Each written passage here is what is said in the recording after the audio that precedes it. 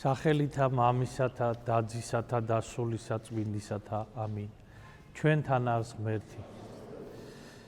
ქრისტეს მიერ საყვარელნო მამანო, ძმანო და დანო, ღვთის მღალდითა და წყალობით დაგვიდგა ვნების შვიდეულის დღეები და ამ დღეებს ყოველ დღეს ამ კვირისა უწოდებენ დიდსა და წმინდას, დიდი და წმინდა ორშაბათი, დიდი და წმინდა სამშაბათი და ასე შემდეგ, ვიდრე აღდგომის კვირადღის ბრწყინვალე დღესასწაულამდე. და ამ დღეებში ჩვენ ვიხსენიებთ ქრისტეს ვნებას, მის გაცემას, მის შეპყრობას, შეურაცხყოფას, ნერწყვას, ცილის წამებას, ტანჯვას, მოწაფეთა მიერ მიტოვებას, ზოგიერთისაგან ღალატს და ქრისტეს ჯვარცმას და მის დიდებულ აღდგომას. და ვიხსენიებთ როგორ ძვირფასო ძმანო და დანო, ზოგჯერ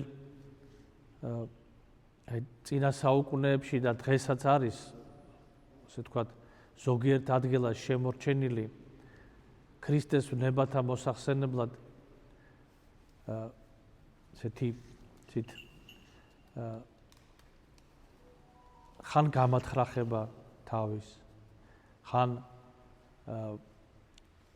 ჯვრის, ასე ვთქვათ, მძიმე ჯვრის ტვირთვა და მიცსიარული იყო ასეთი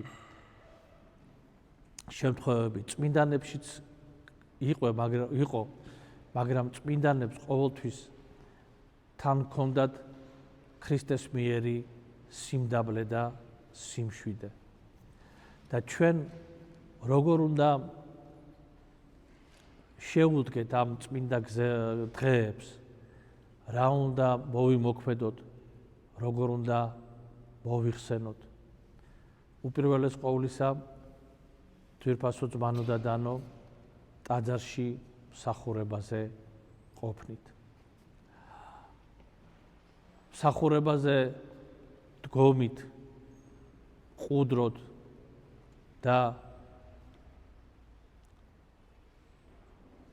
ყურადღებით, რომ მოვისმინოთ საკითხავები.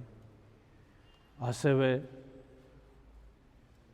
ლოცვით ტაძარში თუ სახლში ყოფნისას. ჩვენ ზოგჯერ აქცენტს ვაკეთებთ იმაზე, რომ აღდგომა მოდის და უნდა მოვემზადოთ რაღაც არ დაგვავიწყდეს კვერცხის შეღებვა, პასკის გამოცხობა და ასე შემდეგ. ხსნილისთვის მემზადებით თუ სტუმრის მოსვლისთვის. მაგრამ უკეთესია ჩვენი სულისთვის, რომ ამ დღეებში მთელი აქცენტი გავაკეთოთ წმინდა და დიდ კვირაკეზე, ვნების შვიდეულზე. სახლის საქმესაც რა თქმა უნდა ვაკეთებთ, მაგრამ მთელი ძალისხმევა სულიერი შევეცადოთ, რომ ჩავდოთ ღვთისმსახურებაში და გონებით მივყვეთ წმინდა წერილს, წავიკითხოთ წმინდა წერილის ის თავები, სადაც მოთხრობილია ქრისტეს ვნებაზე, მის ჯვარცმაზე და აღდგომაზე. და თუ შევძლებთ და გონებით მივყვებით, მაშინ ჩვენში შინაგანი გრძნობაც დაიბადება და ეს გრძნობა იქნება მადლიერების გრძნობა ძვირფასო ძმანო და დანო. მადლიერების გრძნობა იმისათვის, რაც ქრისტემ ჩვენთვის გააკეთა, რომ მან თავისი ჯვარცმით ჩვენ განგვანთავისუფლა ჯოჯოხეთის ტყვეობისაგან და განწმინდა ჩვენი ცოდვანი და მიგვგვარა ღმერთს შეგვარიგა ღმერთთან.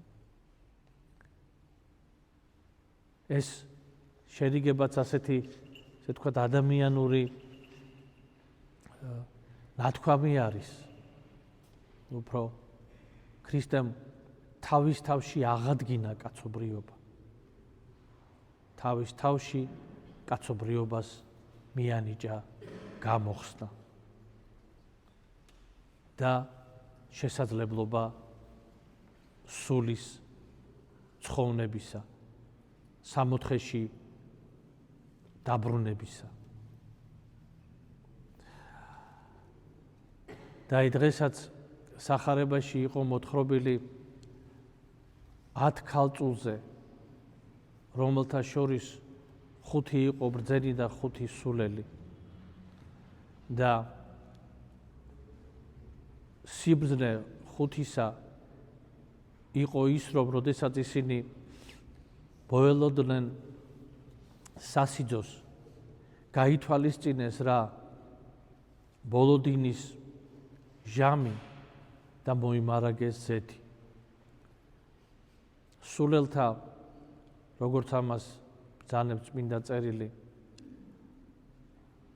არ იფიქრეს ამის შესახებ და მერე მოუწიათ თხოვნა ბრძენი ქალწულებისათვის და მათ უპასუხეს, რომ ჩვენ რომ მოგცეთ ეს ზეთი, არც თქვენ გეყოფათ და არც ჩვენც გვეყოფაო.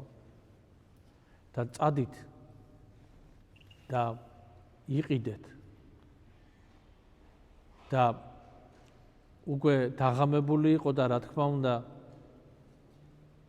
სად უნდა ეყიდათ ზეთი, მაგრამ წავიდნენ და რომ მოვიდა სიძე, დახვდა 5 ქალწული განათებული ლამპიონებით.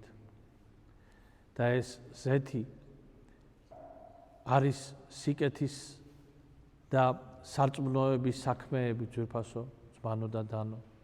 სიძე მაცხოვარი, ხოლო ბრძენი ქალწულები კი მორწმუნე ადამიანები, რომელიც ელოდებიან ქრისტეს მეორედ მოსვლას და ზოგადად არათუ ქრისტეს მეორედ მოსვლას, ხოლოდ არამედ ქრისტესთან შეხვედრას.